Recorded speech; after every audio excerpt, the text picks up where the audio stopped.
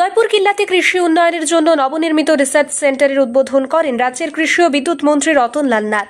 এছাড়াও উপস্থিত ছিলেন প্রাক্তন মন্ত্রী তথা বাগমা বিধানসভা কেন্দ্রের বিধায়ক রামপদ জমাতিয়া, টিটিএডিসি মুখ্য কার্যনির্বাহী সদস্য পূর্ণচন্দ্র জমাতিয়া এবং দপ্তরের আধিকারিকরা উপস্থিত ছিলেন।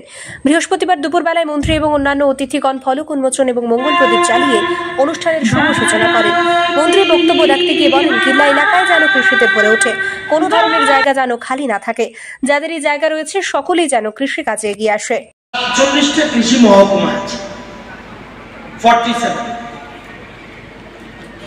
এই 47 কৃষি মহকুমার মধ্যে স্থায়ী পরিকাঠামো এরকম বিল্ডিং সব জায়গাতে নেই, 23টাতে মাত্র আছে। বর্তমান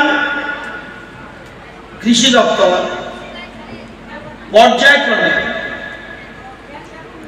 যত কৃষি মহকুমা আছে সবগুলিকে আমরা বিল্ডিং করার, পাক্কা বিল্ডিং করার আমরা চিন্তা ভাবনা করেছি এবং সেই মোতাবেক বর্তমানে 23 ছাড়া আরো 16টা মহকুমায় আমরা পরিকাঠামো উন্নয়নের কাজে হাত দিয়েছি। এই জন্য আমাদের টাকা লাগবে 36,95,00,000। আরো আমরা 16টাতে করতে যাচ্ছি, কাজ চলছে। আপনারা জানেন আজকে যে এই বিল্ডিংটা এর জন্য খরচ হয়েছে 1,73,00,000 টাকা খরচ হয়েছে। 2 বছরের মতো সময় লেগেছে, একটু সময় বেশি লেগেছে, যদি কথা হওয়ার কথা ছিল, কিন্তু 2 বছরের মতো সময় লেগেছে। ব্যুরো রিপোর্ট, সত্যের খোঁজে 24 ঘন্টা।